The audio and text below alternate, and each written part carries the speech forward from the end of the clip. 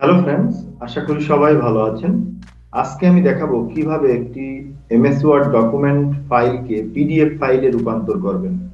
তো বন্ধুরা আসুন আমরা ল্যাপটপ স্ক্রিনে চলে যাই।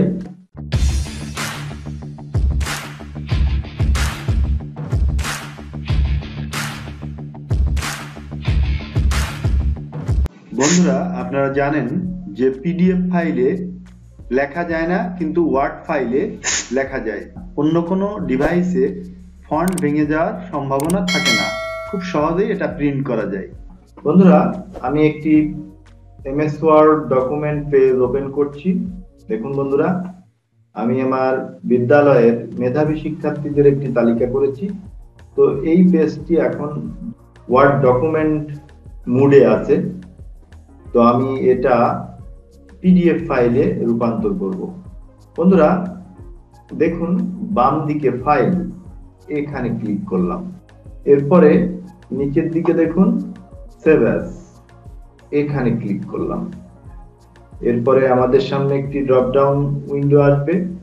আমি পিডিএফ ফাইলটা কোথায় সেভ করতে চাই সেটা আমাকে দেখিয়ে দিতে হবে। তো আমি ডেস্কটপ সিলেক্ট করলাম। এরপরে নিচের দিকে দেখুন ফাইল নেম। তো ফাইল নেম যেটা আছে এটাও রাখতে পারেন, অথবা আপনি চেঞ্জও করে দিতে পারেন। এরপরে দেখুন save as type, save as type. এই ঘরে এর ডান পাশে ওয়ার্ড ডকুমেন্ট, এই ঘরের মধ্যে আমি টিক দিলাম, ক্লিক করলাম। এরপরে দেখুন নিচের দিকে পিডিএফ, পিডিএফ এখানে ক্লিক করলাম। দেখুন ফাইলটা পিডিএফ মোডে রূপান্তর হয়েছে। এখন নিচের দিকে দেখুন সেভ, এখানে ক্লিক করলাম।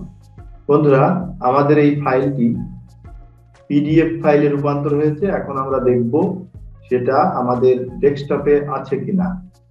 তো আমরা এই ওয়ার্ড ফাইলটি মিনিমাইজ করলাম। দেখুন বন্ধুরা, এখানে একটি পিডিএফ ফাইল দেখতে পাচ্ছি।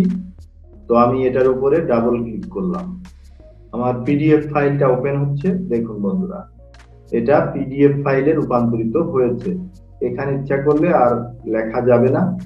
তো পিডিএফ ফাইল করলে একটা সুবিধা হয় যে আপনি যখন আপনার এই পিডিএফ ফাইলটা প্রিন্ট করবেন বা এই ফাইলটা প্রিন্ট করতে চাচ্ছেন, তখন আপনি পেন ড্রাইভে কপি করে নিয়ে যদি অন্য কোনো কম্পিউটারে ইনস্টল করেন বা ওপেন করতে যান, তখন দেখা যায় যে খুব সহজেই ওপেন করতে পারবেন এবং ফন্ট ভাঙবে না, এবং সেটা প্রিন্ট করে নিতে পারবেন। তো বন্ধুরা এভাবে আপনি আপনার যে কোনো ওয়ার্ড ফাইলকে পিডিএফ ফাইলে রূপান্তর করতে পারেন। তো এই ভিডিওটি দেখে যদি আপনাদের ভালো লেগে থাকে তাহলে অবশ্যই লাইক, কমেন্ট এবং শেয়ার করবেন।